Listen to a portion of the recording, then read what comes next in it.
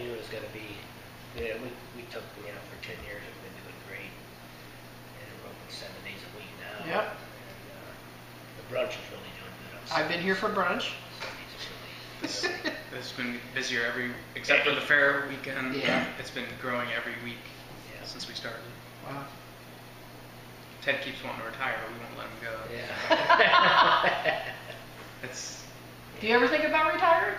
Yeah, actually, Chef Carl, he asked me the other day, he goes, when are you going to stop working? I said, well, whenever my health goes down, I mean, I'm in pretty good health, and I just want to keep busy.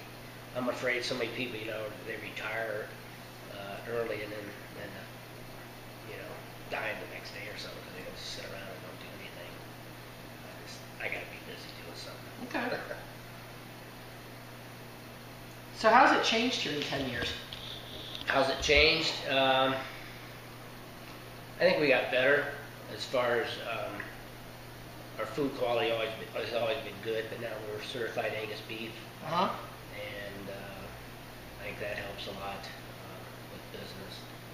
And I mean, we have a little bit of variety for everybody. Vegans, vegetarians, meat eaters, non-meat eaters, whatever. I think we have quite a lot of variety here. Okay.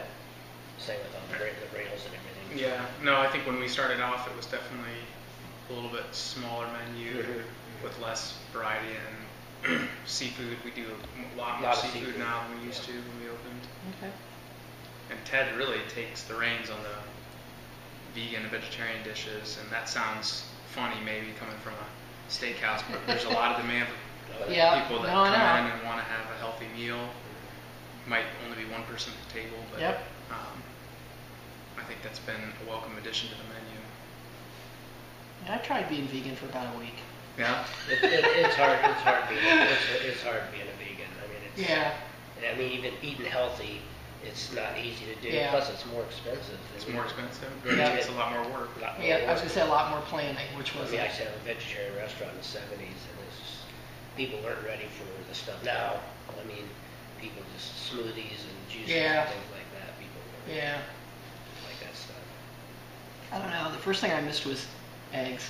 Yeah. I woke up in the morning and all I could think about was I have to eat an egg. It was just, it was the longest week of my life. What makes this place different? I mean, you've been at the Inn, you've been at the Country Club, you've been here and there. Well, the atmosphere here is really, really nice, I think. With the addition, we did have, when we first had our patio, it was just open. We didn't have a cover for it. Now we can use it winter time, pretty much all the seasons. Yeah. And it really helps business having that option. Yeah. Yeah, I've been in the business so long, and it's just like, 17 years at the Wooster Inn, 11 Country Club here, 10 years. It's gone fast, That's hard work. I mean, people, I think everybody in the world needs to work in a restaurant. I agree. Just to see how really, it gets kind of hairy in the back and up front here too. I mean, it's not, and people are going to be more demanding, anymore as far as food-wise, eating good. We make everything from scratch here, pretty much everything, all our dressing, sauces, soups, and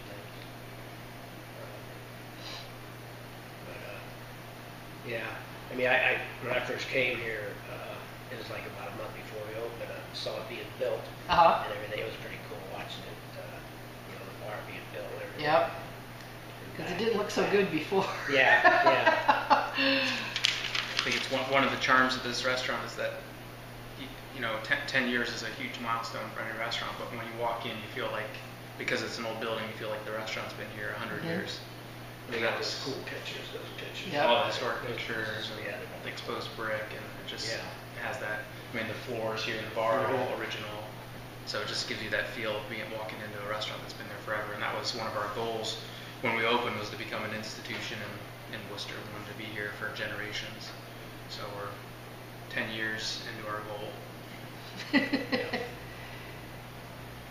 been doing good, that's for sure. It has been. What prompted the idea for this, Mike? I think just being part of the resurgence in the downtown, Okay. and the bistro was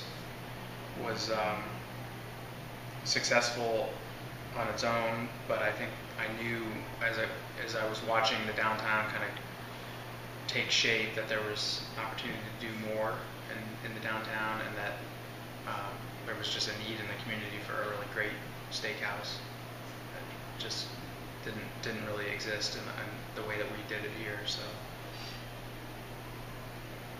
I think just looking out in the market and seeing what people were looking for and where there was an opportunity where we could fill a void. And why here?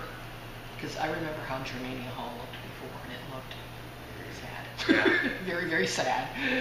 Well, of course, you were looking at it every day. We were looking at it every day. I think I had seen enough of the renovations happening in our town to know the potential of an old building.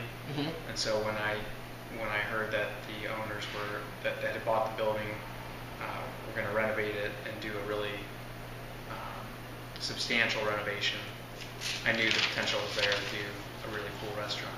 And that was Bill, right? Bill Erdos. Yeah. He really outdid himself on this. He did. It was great, and I just knew because of his skill set that it would be done right. So. Yeah. And there was a time when we started construction and demolition, there was a time when you can walk in and look all the way up to the rafters in this building. That's how much they took out before they started putting it back together. There are what, 5 apartments upstairs? I think between the two buildings there are 9 apartments. Okay. Because the building actually was combined with the building next door, the former Wooster Floral building. Yeah. What were your goals for the steakhouse back then, and what are your goals now? I think they're the same. It was really that what I mentioned earlier, which is that we wanted to become an institution in the community. We wanted to be that place that friends and family would go to celebrate over a meal. Mm-hmm. And we have the vision of kids coming here with their parents, and then eventually maybe coming for prom, and then someday taking their kids to the restaurant. So like I said, we're partway down that journey, but I think having a really long-term mindset has been helpful, because business is always up and down, and there's always the temptation to make knee-jerk reactions if you're having a bad week or a bad month. But having that long-term perspective has helped us kind of stay true to our vision of being a classic steakhouse. Yeah, because as I was reminded this morning, 10 years ago was the collapse of Lehman and the beginning of the Great Recession. It so was. It wasn't exact. Were you worried about the timing at all? It was not a great time to be open a steakhouse. Oh. Hi, Daphne. I was looking for Ted and the keys. Oh, they're in the locker room. Do you have basement keys? Yeah. Has anything surprised you in the past 10 years? Anything gone differently? Gee, I never thought we'd do so much of blank or so little of blank. I think the patio was a little bit surprising. We took the first patio season, like Ted mentioned, we didn't have any covering out there, and just kind of threw some tables out on what was the alley at the time. Yep. And then the second year, we had kind of knew what we wanted to do, which was this partially covered, partially uncovered space. The success that we've had out there was surprising. I don't think that we anticipated how much people would want to use that space, and how flexible the space would be. So it actually forced us to renovate the kitchen because we were so busy, and we had enough seating out there that it was just overwhelming the kitchen in the first summer that we had it.